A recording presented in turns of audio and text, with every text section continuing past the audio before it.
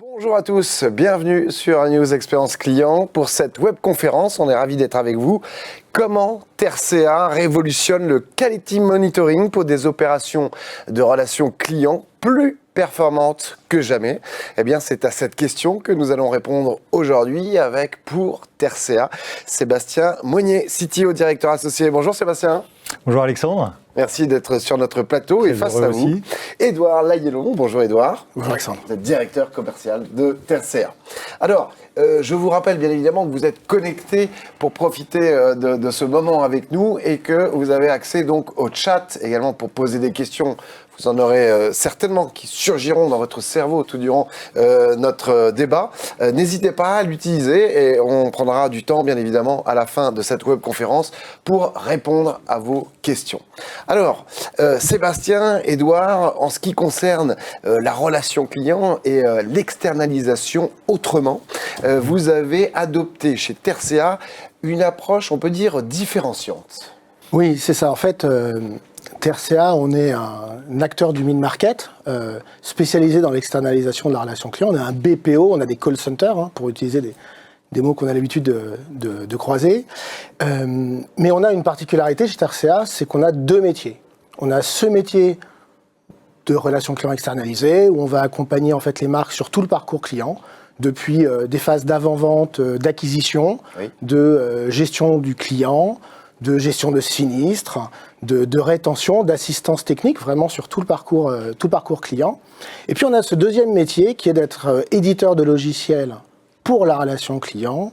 On offre une gamme de services technologiques qui sont solutions de téléphonie, solutions de ticketing, solutions d'assistance vidéo, de satisfaction client, et puis des solutions aussi basées sur l'IA dont on va parler, le quality monitoring ou la correction reformulation des écrits, avec cette particularité, c'est que tout ce qu'on propose, c'est vraiment au service des conseillers. C'est pour les rendre plus efficaces, pour les rendre meilleurs, pour qu'ils puissent vraiment se concentrer sur l'expérience qu'ils vont délivrer. Un petit rajout là-dessus? Oui, effectivement. Alors, bon, déjà, c'est vrai que c'est assez intimidant quand même comme titre, IA générative, QMA, Quality Monitoring automatisé. Donc, on espère qu'avec l'échange, on va pouvoir comprendre un petit peu mieux. Et par rapport à TerCA, effectivement, on a fait le choix dès le départ d'avoir une approche qui est hybride, comme a indiqué Édouard. Ouais. Donc, avec, c'est ça, ces deux volets, le volet BPO, le volet technologie dont on va parler. Et là-dessus, donc, faire le choix de développer nos propres solutions pour apporter innovation, pour apporter agilité, et également avoir notre propre cadence roadmap et résoudre en fait les questions du quotidien qu'on peut rencontrer en tant que BPO. Donc c'est vraiment un des points clés, et on s'aperçoit que c'est un peu le sens de l'histoire aussi, oui, puisque actuellement on voit qu'il y a une convergence de plus en plus forte entre la technologie et puis l'humain, ouais, et on arrive maintenant au conseil augmenté. Alors c'est vrai que ça fait déjà un certain temps on en parle beaucoup, conseil augmenté, et là on commence à avoir des applications qui nous semblent un peu plus concrètes. Et bon, j'espère que ce qu'on va voir va également aller dans ce sens-là. Mais en tout cas, voilà, c'est vraiment l'objet de TerCA et la direction qu'on a prise. Alors, parlons de vos localisations, qui sont bien évidemment au service de vos enjeux clients. 8 localisations réparties sur 3 pays. C'est ça. On est présent en France, au Maroc et au Sénégal, donc essentiellement sur des destinations francophones.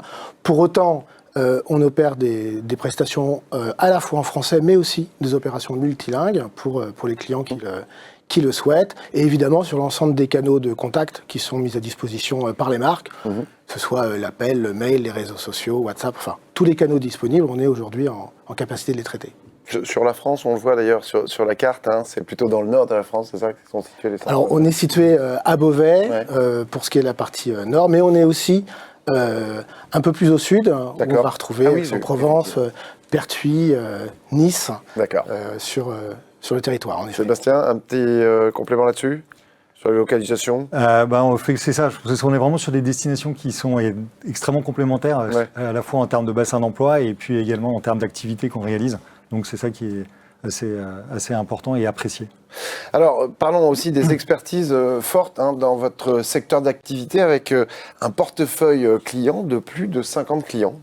Oui, en fait, ce qui est intéressant, c'est qu'on est vraiment un multispécialiste. On y reviendra quand on va parler de nos clients, mais en fait, on est dans certains secteurs d'activité, on est vraiment très très bon. En fait, on a une véritable expertise métier, et ce portefeuille client dont on dispose, ça nous offre aussi finalement une stabilité, des expériences qui viennent de différents métiers, et dans chacun de ces secteurs, à la fois un savoir-faire en appel entrant et en appel sortant. Oui. Donc on a un vrai savoir-faire alors on peut l'appeler le télémarketing, on peut l'appeler l'appel sortant, à la fois en s'appuyant sur nos technos et bien sûr en respectant la législation qui a évolué récemment.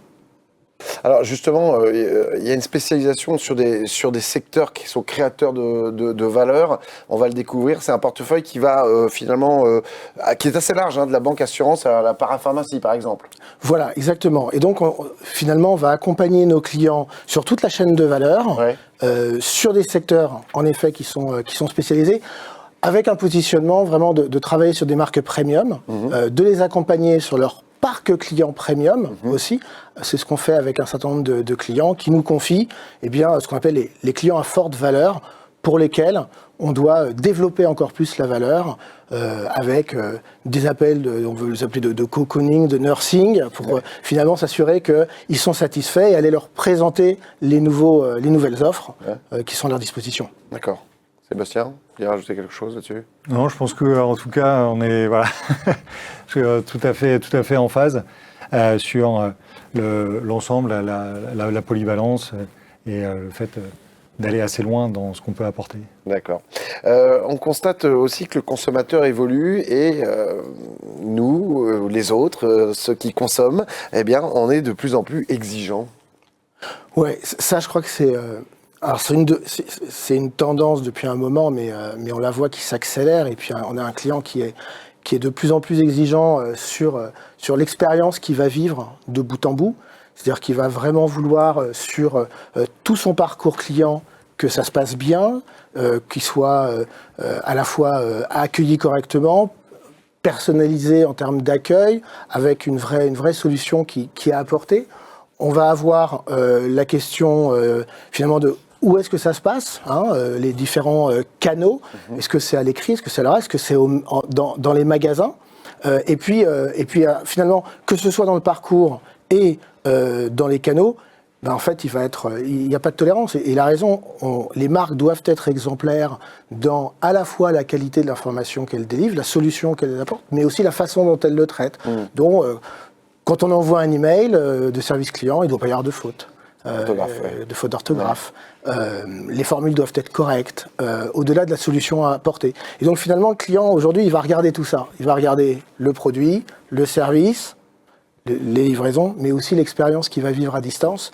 Et on le sait, c'est un facteur différenciant entre deux marques qui vont proposer des produits qui se ressemblent, peut-être à des prix très proches.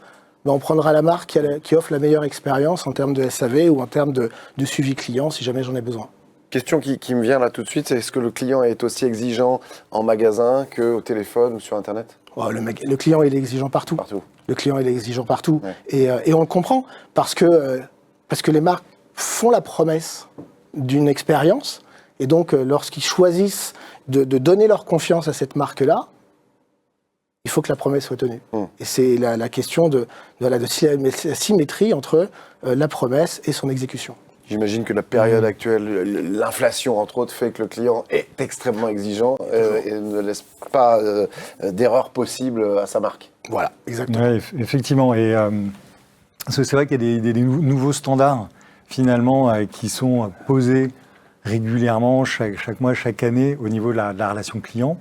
Et on constate en fait les consommateurs, les clients s'habituent et prennent goût effectivement très vite à des très hauts niveaux de qualité de relation client. On prend très vite goût effectivement à des choses qui fonctionnent bien.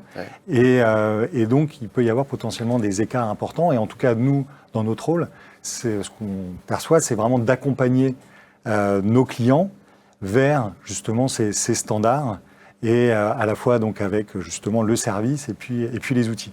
Et il y a un indicateur effectivement qu'on aime bien au sein de TerSea, c'est le côté effort client. Parce que finalement, on s'aperçoit qu'il est extrêmement significatif. Alors évidemment, l'objectif, c'est de le minimiser. Et on s'aperçoit que plus on arrive effectivement à minimiser cet effort client, plus on arrive à atteindre un haut niveau de satisfaction globale et que c'est vraiment un facteur qui est déterminant. C'est presque une loi de la nature, effectivement, le fait de minimiser l'effort, une loi de la nature humaine, voire une loi de la physique. Et ça s'avère extrêmement précis comme indicateur. Donc on s'appuie beaucoup dessus côté TRCA. Et symétriquement, on a aussi le côté finalement effort collaborateur, qui est également un indicateur très important, puisqu'on s'aperçoit que plus on arrive à réduire les frictions, les tâches qui sont justement un petit peu rébarbatives, Plus ingrate, ouais. voilà, les plus ingrates, et plus on arrive à donner du sens sur les tâches et à l'inverse, à avoir des activités qui sont gratifiantes. Et finalement, plus c'est la clé du succès. C'est évident. Voilà. Ils se sentent plus investis. Voilà, ils sont plus investis et derrière, ça se sent sur les opérations. Et donc, c'est vraiment ça, la direction, en tout cas, vers laquelle on essaye d'aller, de réduire les frictions finalement au maximum avec les différents outils, en espérant que les outils soient également intelligents. Donc, c'est essayer de travailler mieux. Pas de travailler moins, mais de travailler mieux, tant qu'à faire. Pour gagner plus. Voilà. Parlons des démonstrations au service du conseiller augmenté dont on parlait tout à l'heure, justement. Alors, au niveau des... Justement, donc là, on va faire une démonstration. C'est pour ça que je suis arrivé assez équipé. Hein, oui. Voilà, avec deux PC. Et en fait, donc, la démonstration... L'idée, c'est de voir vraiment un cas d'usage concret, de bout en bout. Donc, bien sûr, après, il peut y avoir beaucoup d'autres scénarios, puis il y a d'autres fonctionnalités qu'on ne va pas voir. Mais donc là, l'idée, c'est de voir deux étapes. Une première étape, c'est la façon dont on va convertir ce qu'on appelle la transcription. Donc, c'est convertir la voix en texte. Et ensuite, c'est le fait, à partir de ce texte-là, d'utiliser les capacités de traitement qu'on a sur le texte. Donc, la première présentation, c'est ça, c'est convertir la voix en texte, la synthèse. D'accord. Juste avant de commencer, je rappelle à ceux qui nous regardent, parce qu'ils ont déjà certainement des questions qui germent dans leur esprit, que vous pouvez les poser via le chat et qu'on y répondra tout à l'heure. Eh bien, c'est le moment, effectivement, de commencer cette démo live ensemble. Ouais, très bien, voilà. Et puis, exactement, et la deuxième partie qu'on va voir, c'est l'évaluation de la partie qualité. Donc, c'est pour ça qu'il y a les deux étapes. Et donc, je démarre la démo directement. Alors... Donc là, c'est le scénario d'un manager, hein, c'est ça ? Exactement. Donc là, je suis un manager dans le domaine de la relation client automobile pour notamment la prise de rendez-vous automobile en atelier. D'accord. Qui, on l'a vu tout à l'heure sur le camembert, est une part importante de votre clientèle. Hein. Exactement. Part importante de la clientèle et un vrai savoir-faire dans ce domaine. Donc ici, je vais me connecter. Alors voilà, je relance. Donc je me connecte à l'application. Donc en l'occurrence, il y a une application que l'on a à l'interne qui sert à la fois sur la partie téléphonie et puis la partie également qu'on va voir Quality Monitoring. La partie Quality Monitoring étant complètement indépendante de cette partie téléphonie et s'intègre avec différents systèmes externes. Donc là, je navigue dans l'application. Donc ce que je cherche, c'est un appel que je souhaite pouvoir évaluer, analyser en termes de qualité et de compréhension. Donc voilà, je navigue dans l'application, je récupère l'opération sur laquelle je souhaite travailler, je fais la recherche pour arriver donc à l'enregistrement identifié. J'ouvre l'enregistrement et voilà, ça me permet d'arriver sur une page donc avec à la fois l'audio. Donc c'est ce qui est important et habituellement, en tant que manager, c'est ce à quoi j'avais accès. Donc pouvoir écouter l'enregistrement à la base. Et maintenant, ce que j'ai en plus, c'est donc la transcription, c'est-à-dire vraiment le détail de la conversation et également une synthèse qu'on verra de la conversation. Mais en termes de transcription, qui est finalement pas un nouveau sujet, qu'est-ce qu'elle est le plus produit ? Qu'est-ce qui change ? Qu'est-ce qui est nouveau ? Oui, alors c'est vrai que les transcriptions, ça fait longtemps, nous, qu'on travaille sur le sujet des transcriptions. Ça fait vraiment 5 ou 6 ans qu'on essaye justement de pouvoir s'appuyer sur la transcription pour ce type d'application. Et en fait, par rapport à nous, on a passé un seuil récemment, avec notamment les IA génératives, mais un peu indirectement, parce que jusqu'à présent, c'était quand même extrêmement coûteux. C'était alors relativement lourd, et puis avec un niveau de précision pas toujours suffisant. Et finalement, on a passé quelques seuils, qui fait que économiquement, transcrire en masse, parce que c'est l'intérêt, c'est quand même de pouvoir aussi le faire automatiquement sur un large volume d'enregistrement, ça devient possible, et qu'au niveau de précision, On a gagné quelques pourcents, on est passé de 85 à 95% de niveau de précision, donc en soi, c'est pas beaucoup, un petit écart, mais qui finalement fait une grande différence et qui rendent les transcriptions qui parfois pouvaient être un peu risibles ou un peu approximatives, exactement, deviennent réellement exploitables. Donc c'est ce qui fait vraiment la différence. Et à partir de là, à partir effectivement des transcriptions, alors il nous reste ces derniers pourcents à essayer d'atteindre, donc c'est les plus durs, passer de 95 à 96. C'est là où on fait du pré-traitement de l'audio. On indique également le contexte de l'appel. Le système peut comprendre le contexte de l'appel, donc ça facilite la reconnaissance des mots un peu techniques. Oui. Et puis du post-traitement pour essayer de retrouver les mots les plus probables. Donc voilà, donc il y a eu ce seuil qui est passé au niveau de la transcription et qui rend maintenant ce mécanisme beaucoup plus exploitable en masse dans les relations clients. Et est-ce que finalement aussi on peut faire de l'analyse de sentiments? C'est important les sentiments. Oui. Alors on peut faire... Aujourd'hui, c'est important, de plus en plus. Oui, c'est vrai. C'est exactement ce qu'on... quand on cherche l'enchantement des clients, c'est vraiment arriver à comprendre ce qu'on veut. On fait beaucoup d'enquêtes, mais c'est vrai que si on peut, au niveau de l'audio original, arriver à savoir vraiment ce qu'a perçu le client, c'est vrai que ça aide beaucoup. Ouais. Alors justement, ça fait partie des fonctionnalités que débloque la transcription. Parce qu'à partir de la transcription, on peut donc analyser chaque partie de phrase et lui associer, en fonction des mots utilisés, lui associer un sentiment spécifique. Donc ça permet après visuellement, par exemple, de rajouter des émoticônes dans la conversation, on met des couleurs différentes et ça permet d'avoir comme ça une coloration complète sur toute la conversation et puis de voir par exemple que la conversation elle était passée du rouge, elle était difficile, elle est devenue verte ou l'inverse. Donc c'est vraiment intéressant d'arriver à avoir ces éléments. Puis après on peut ce sentiment l'associer à chaque mot et ensuite avoir des nuages de mots où on va voir les mots finalement qui sont les plus connotés positivement en termes de sentiments ou ceux qui le sont beaucoup moins. Donc on arrive comme ça à avoir un radar vraiment extrêmement efficace sur les conversations. À propos de mots, justement, est-ce qu'on peut faire une recherche de mots, mots-clés? On pourrait appeler ça des mots-clés? C'est vraiment, effectivement, tout l'intérêt d'être passé au texte, c'est qu'aller chercher un mot dans un audio, c'est compliqué. Et là, on peut, alors, à la fois, dans la conversation elle-même, aller rechercher un mot et puis avoir immédiatement l'audio correspondant, donc très, très facilement comme on le fait avec un texte. Et puis même de façon plus générale, faire une recherche dans la base de données de l'ensemble des audios si on veut identifier un mot spécifique que l'on recherche et on a l'ensemble des audios et puis après aller jusqu'à la partie de l'enregistrement de chaque audio avec ce texte. Édouard, n'hésitez pas, si vous souhaitez intervenir, vous êtes chez vous. C'est parfait. Alors, est-ce qu'on parle maintenant peut-être du quality monitoring manuel? Oui, alors ce qu'on peut faire pour si ça vous va, c'est vraiment écouter. Je vais relancer. Voilà, comme ça on va écouter. Je vais un peu grossir également le texte. Et puis donc voilà, on écoute une petite partie d'audio. Concession automobile, bonjour, Stéphane, à votre écoute. Oui, bonjour. Voilà, je vous appelle que je voudrais changer mes disques et plaquettes avant, s'il vous plaît. Bien sûr, on va regarder cela ensemble. Est-ce que je pourrais avoir l'immatriculation de votre véhicule, s'il vous plaît? Oui, bien sûr. Alors, c'est AB 123 CD. Donc là, je renavigue un petit peu on va pas tout écouter. Oui, bien sûr. Voilà, jusqu'à la fin. Parce qu'il y a 3 minutes 30 de conversation, mais c'est intéressant de voir que tout est retranscrit au fur et à mesure. Est-ce qu'il y aura d'autres interventions à prévoir sur le véhicule? Non. Non? C'est un véhicule particulier ou professionnel? Particulier. Voilà, donc l'essence, c'est quelques petites parties après qui seront intéressantes effectivement dans l'analyse, à voir comment effectivement ça a été compris dans l'analyse.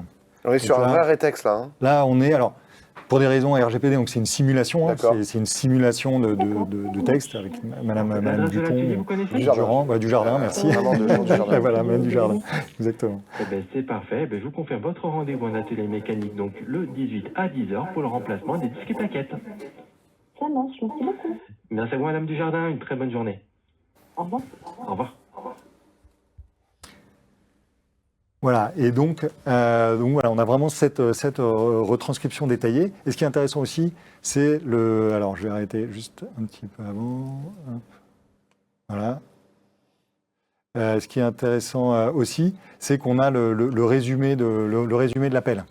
En bas, Ouais, voilà, on a le résumé de l'appel en bas. va le voir. Exactement. Voilà, je vais revenir un tout petit peu. effectivement, on le voit résumé, Ouais. il est Voilà, affiché. il est là. Donc, Exactement. en plus, c'est français, c'est la concession Renault. La concession Renault, là, Très bien. même. Mais voilà, donc c'est la Tout est résumé en concession. 3-4 et tout, lignes. Ouais. Voilà, tout est résumé en 3-4 lignes. Donc ça permet. En fait, il y a plusieurs avantages effectivement à ce résumé. Déjà, pour le manager lui-même qui cherche à évaluer la conversation, ça lui permet d'avoir une bonne compréhension dès le départ de la conversation, avant ou après avoir écouté l'appel.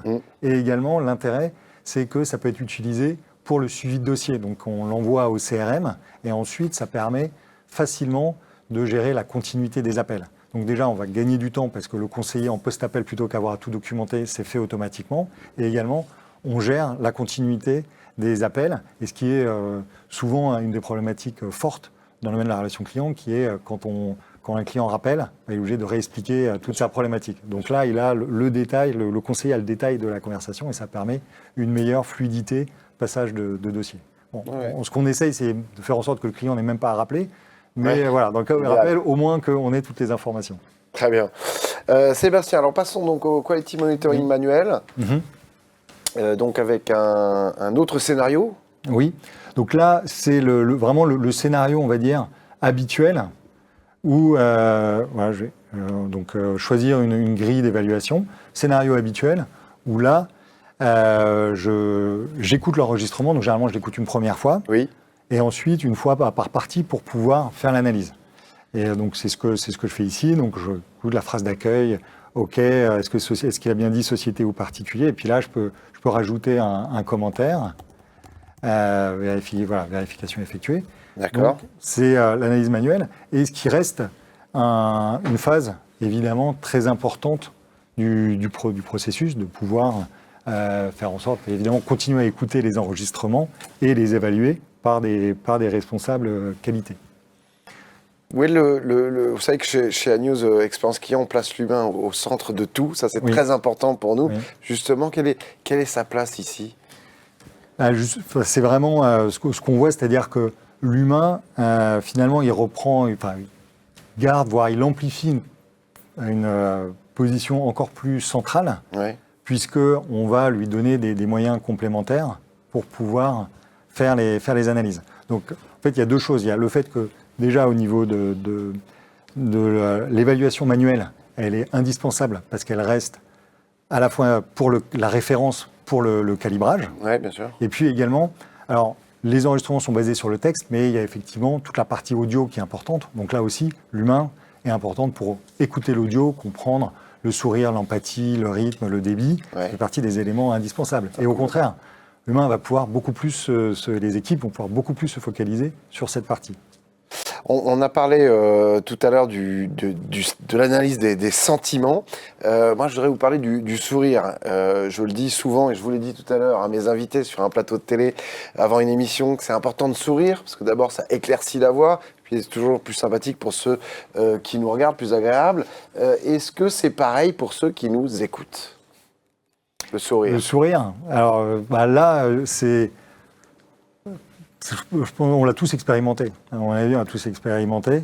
Et c'est un des éléments clés où impondérables pour lesquels l'humain, justement, va apporte sa valeur et va pouvoir se focaliser. En fait, encore, je pense que vraiment l'essentiel, c'est de s'orienter vers finalement ce qui est le plus important, donc ce qui n'est pas nécessairement la conformité en tant que tel d'un appel de façon fastidieuse, mais justement ces éléments clés tels que le sourire. Le sourire, ça s'entend. On est d'accord, ça se voit et ça s'entend. Est-ce que c'est toujours important de faire du manuel avec le calibrage? On parlait du calibrage tout à l'heure. Oui, en tout cas pour nous, c'est vraiment essentiel. C'est-à-dire que l'humain reste la référence et c'est l'humain qui calibre. C'est-à-dire que le pilote reste l'humain et actuellement, ce qu'on apporte avec la technologie, c'est le côté copilote. Donc vraiment, celui qui tient la barre, et le capitaine, c'est l'humain. N'oubliez pas que vous pouvez poser vos questions à Sébastien, à Édouard. D'ici une dizaine de minutes environ, on y répondra. On parle maintenant du Quality Monitoring automatisé. Exactement. Donc là, je lance l'évaluation automatique et je peux la retrouver au niveau de donc la recherche des différentes évaluations. Et donc j'arrive sur une évaluation qui cette fois-ci a été 100% réalisée par le système, par l'intelligence artificielle. D'accord. Donc on a la note globale donnée par 82,14%. par l'application, 82,14%. Et donc les informations de l'appel. On a également l'audio que l'on peut écouter. Oui. On a également la transcription, voilà, qu'on peut afficher à côté.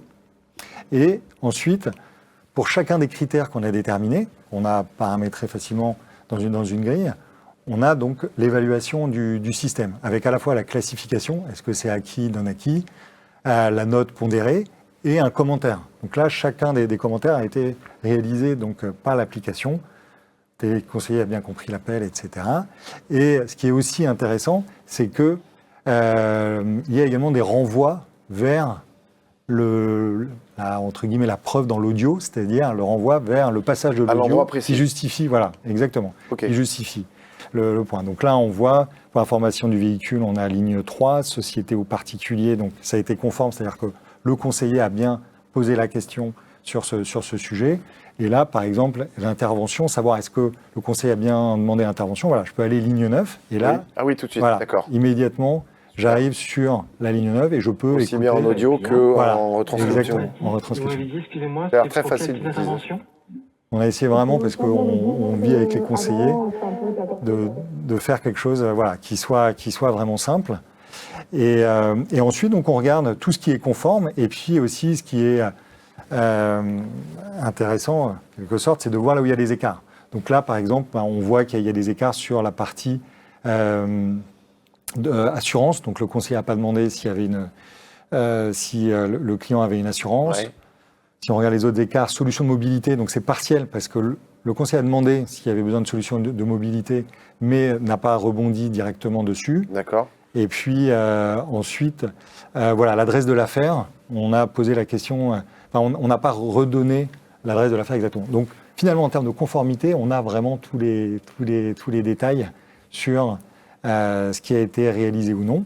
Et puis ensuite, voilà, on a la synthèse avec les points forts, les axes d'amélioration pour et pouvoir être plus efficient par la suite. Voilà, d'avoir une vision globale et puis donc d'apporter vraiment au manager, au superviseur, tous les éléments pour pouvoir ensuite aller sur le terrain avec les éléments de documentation. Ce qui est intéressant, c'est qu'on peut passer d'une logique de picking qui est la logique qu'on connaît depuis toujours, où un manager va évaluer 2, 4, 6 appels de ses conseillers et puis va débriefer le conseiller et établir ses plans d'accompagnement et de formation par rapport à ça.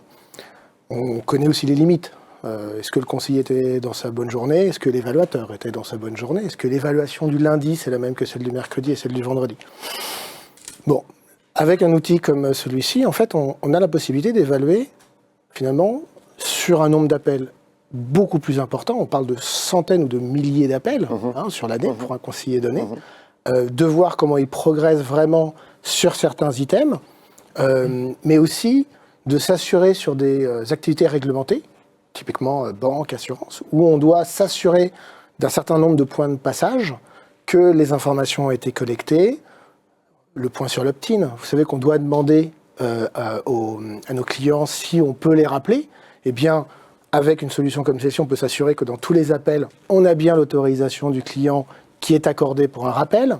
On va pouvoir s'assurer que certaines phrases obligatoires lors de la souscription d'un contrat sont bien lues. Bref, l'idée, c'est à la fois accompagner la qualité, mais aussi limiter le risque, parce que avec le picking, on peut passer à côté d'un certain nombre de choses. Là, on met sous contrôle, finalement, l'ensemble des interactions avec les clients. Là, on a vu un scénario sur un appel téléphonique. Est-ce que ça fonctionne avec d'autres canaux? Oui.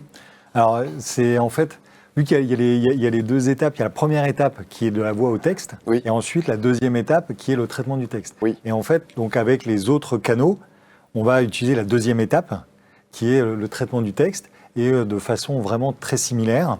Donc, simplement, on adapte les grilles, mais ça, c'est paramétrable, donc directement les équipes opérationnelles peuvent le faire pour que ça fonctionne avec mail, chat, réseaux sociaux, des conversations de réseaux sociaux ou des verbatims d'enquête de satisfaction client. Donc on a vraiment la possibilité d'intégrer les différents canaux pour donner une vision à 360.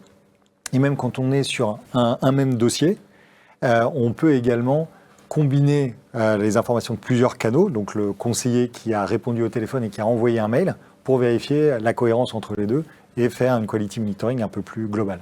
D'accord. En ce qui concerne la place du SUP par rapport aux équipes qui s'occupent de la qualité, Oui. qu'est-ce qu'on peut dire là-dessus? C'est en fait un peu comme pour l'humain. Ce qu'on constate, c'est que ça renforce en fait finalement son rôle. C'est-à-dire que ça fait évoluer ses activités, donc Oui. ses tâches, en quelque sorte, elles évoluent. Oui. Mais par contre, finalement, son rôle se renforce, devient encore plus déterminant. D'accord. Parce qu'en fait, finalement, il arrive mieux armé puisqu'il a l'ensemble des appels qui ont déjà été évalués automatiquement avec les éléments de conformité, plutôt qu'en avoir que quelques-uns qu'il aura pu faire comme ça.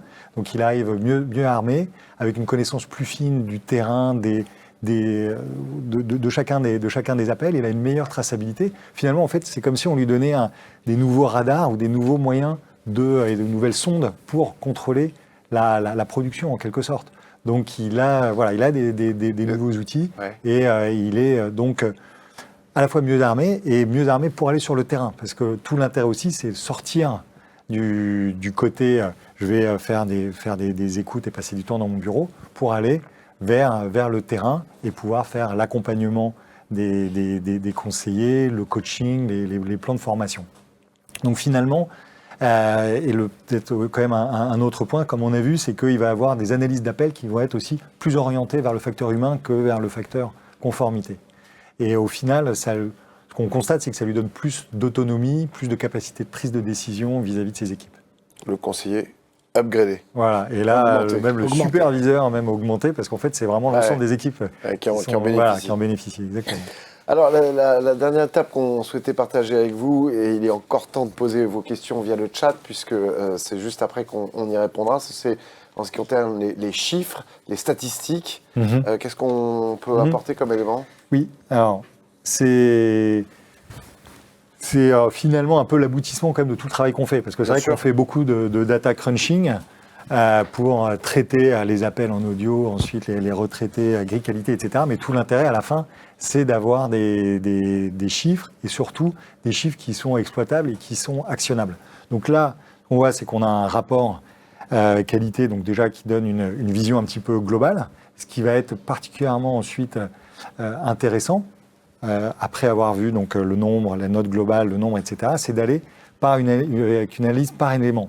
C'est-à-dire que pour chacun des critères qu'on a définis, Oui. pouvoir finalement savoir quels sont les critères qui sont les mieux acquis ou à l'inverse qui sont non acquis, et donc pouvoir comme ça voir La marge de progression. la marge de éventuellement. progression, Ouais. dans quel cas effectivement c'est pas acquis. Donc là on voit par exemple la question de l'immobilisation, il y a pas mal de non acquis, Oui, et il y a du boulot. on peut aller voir effectivement les conseillers. Alors là, effectivement, c'est des noms fictifs, hein, évidemment. On peut aller voir les conseillers pour leur faire un coaching sur ces points-là. Individualisé, Donc là, non, individualisé. ouais. Là, si on voit que c'est un item et que c'est un peu global pour tout, on va faire un refresh à l'ensemble de l'équipe. Le lendemain matin, justement, le superviseur il va pouvoir faire un refresh pour commencer sa journée. Oui. Et si par contre, et on peut avoir aussi une vision par agent, si on veut faire un focus et voir, au global, les agents qui finalement, peut-être parce qu'ils sont plus récents en montée en compétences, ça fait moins de temps qu'ils ont démarré sur le projet, pouvoir effectivement avoir la vision aussi quels sont les critères, les domaines où ils ont le plus besoin d'accompagnement. Donc là, à De partir formation, de là, et quelque de part. formation. Bien Donc sûr. là, on leur fait justement ce que vous disiez, vraiment une formation Ce qui valorise le personnalisée. conseiller. Hein. Oui, et c'est ça. Et en fait, on se rapproche beaucoup plus du conseiller parce qu'il y a eu beaucoup de choses qui ont été faites automatiquement derrière. On est dans l'humanisation, oui, tout à fait. C'est ça. Il y a des vues sur la durée aussi, hein, c'est ça ce qu'on disait? Alors, après, là, il y a la partie paramétrage. Oui. Donc bon, on peut le voir rapidement et ça termine effectivement la démonstration. Mais juste, c'était simplement pour indiquer que le paramétrage donc des grilles ainsi que l'ensemble des critères, ça se fait très facilement et surtout par les opérationnels. Donc le même manager, superviseur, Oui. eh ben, il peut lui-même ajuster effectivement ces critères, la pondération des grilles, il peut rajouter des nouvelles grilles et également il a aussi la main pour pouvoir rajouter des informations de contexte parce que c'est lui qui connaît le contexte de l'appel. Donc pour améliorer la retranscription ou l'analyse, plus on a d'éléments de contexte, qu'on est dans le domaine automobile, plaquette, tel nom de marque, etc., plus on va rajouter de contexte et plus le système va être en mesure de bien comprendre ce qui est dit. Donc là aussi, il a la main pour le faire, et puis pour indiquer, est-ce qu'il souhaite que ce soit le nombre d'enregistrements qu'il veut analyser de cette façon. Est-ce que ça analyse tous les appels, tous les mails? Ou ça filtre, ça filtre, ça sélectionne plutôt? Oui, alors justement, c'est vraiment un paramètre qu'a le manager. On a le choix. Ouais, voilà, il a le choix. Okay, donc super. soit, c'est basé sur les enregistrements. Alors les enregistrements, souvent, c'est pas 100% des appels qui sont enregistrés, c'est souvent 10-15%, enfin selon les règles et selon les campagnes. Et dès qu'il y a des enregistrements, à ce moment-là, on peut décider est-ce qu'on veut tout évaluer ou est-ce qu'on veut évaluer simplement un pourcentage au hasard d'enregistrement ou est-ce qu'on veut évaluer selon des critères. Donc des données qui ont été associées à l'appel, des métadatas qui ont été associés à l'appel, on peut s'en servir pour dire je ne veux par exemple analyser que les appels qui sont qualification, prise de rendez-vous, ou au contraire. Voilà. Donc vraiment, on a ce levier très fin pour décider quels appels on souhaite évaluer. Alors tout ça, est-ce que c'est réservé aux seuls clients TRCA?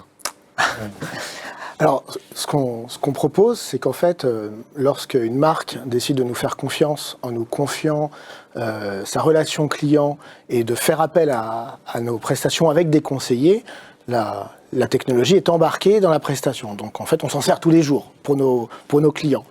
Pour autant, on a aussi décidé de proposer cette solution aux marques qui souhaitent équiper leur centre interne ou leurs centres externes, d'ailleurs, de cette solution dont elles peuvent faire l'acquisition avec un modèle de facturation qu'on propose.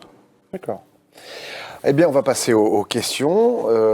Hervé, The Voice, qui est en coulisses et qui va nous transmettre ses questions. Bonjour Hervé. Bonjour Alexandre et bonjour à tous. Alors, comment fonctionne la mise en contexte dans les transcriptions de l'appel ? En fait, c'est relativement, effectivement... Oui. Oui. Oui, parce que la question vient de là-bas et souvent, c'est vrai. après, on ne regarde plus les gens dans les yeux. Voilà. C'est vrai. Donc, la façon dont on injecte le contexte, ça va vraiment avec le système de transcription. Justement, en fait, c'est les principes maintenant des IA génératives et c'est la nouveauté par rapport au système de transcription précédent. Enfin, la nouveauté, ça existait quand même déjà un petit peu, mais de simplifier le fait de pouvoir injecter et donner du contexte. Donc, en fait, c'est vraiment du paramétrage technique que l'on fait lorsque on injecte le texte. D'accord. Hervé, est-ce qu'il y a d'autres questions, j'imagine? Oui, bien sûr. La transcription est-elle immédiate ou post-appel ? Alors, effectivement, très bonne question. Donc, dans le cas présenté, on est sur une transcription asynchrone qui prend à peu près... C'est quoi asynchrone? C'est en même temps? C'est juste un peu après. Synchrone, c'est en même temps. Asynchrone, voilà. C'est pas tout à fait synchrone. C'est quelques minutes après. Donc voilà, la transcription, elle prend et l'analyse prennent à peu près quelques minutes. D'accord. À la fin de l'appel. Donc l'intérêt, c'est qu'on bénéficie justement des informations de l'appel pour la qualification, par exemple, de l'appel pour être utilisé.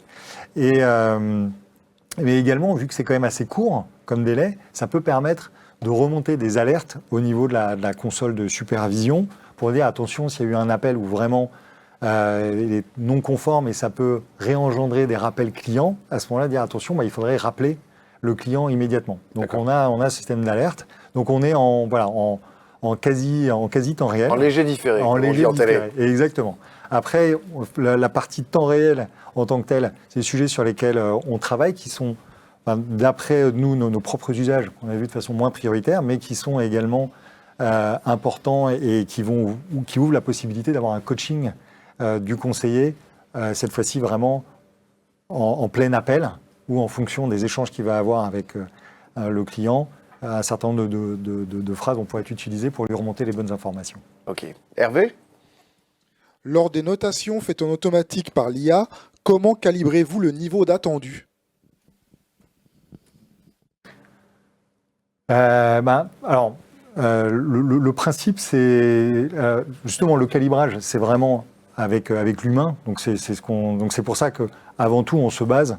L'attendu, c'est ce qu'on ferait avec des grilles manuelles. Je ne sais pas si je réponds bien à la question, mais en tout cas, après ma compréhension, c'est vraiment l'attendu et la référence, c'est l'humain. Donc on calibre par rapport à l'humain